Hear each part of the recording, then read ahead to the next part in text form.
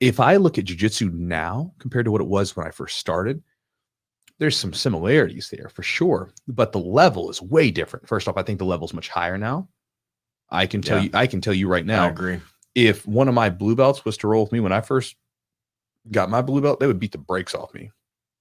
I might give them a little bit of a fight, but they're much more technical. They know what they're doing. They have a much better grasp of their game because they have a better system coming up. And then if you look at the way that it's being used, it's very different. And a lot of martial arts have had their influences on jiu-jitsu, what we consider jiu-jitsu now, because the best jiu-jitsu practitioners, in my opinion, they're technique mercenaries, right? They don't care if they're supposed to do it this way or that way or whatever way, or if this is part of their martial art or whatever.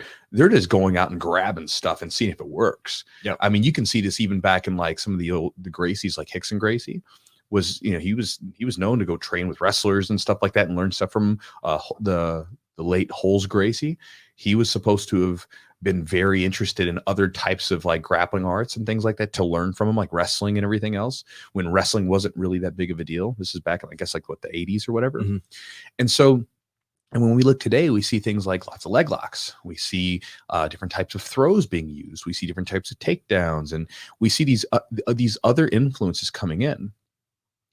And this is one of the things where you have to maintain that beginner's mind, right? That I don't like, and by beginner's mind, I just mean that you don't know everything. Because in the beginning, it's easy to be that way, but then we get locked in at a certain point if we're not careful. Once we get a little bit of skill and proficiency under us, because it's not fun to go back to being the beginner again, right? Mm-hmm. Like, so for instance, we saw this a lot with leg locks. We saw a lot of high-level black belts that were competing, some that weren't, and they were vehemently against leg locks. They were like, oh, they're dangerous, or this, or that, whatever. Obviously, we know they're not that bad. Like, it's just like any other martial art or any technique. Mm-hmm. But you see that now where some of these guys got left behind because they chose not to adapt, because that was not part of their style. Right. It was not a part of their martial art that they did.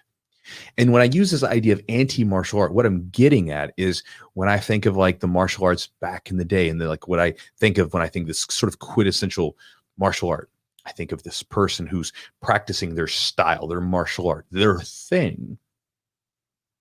And then they become kind of closed off to what else is out there. And so what I would ask people to do, if you want to be good at jiu-jitsu, you have to be open.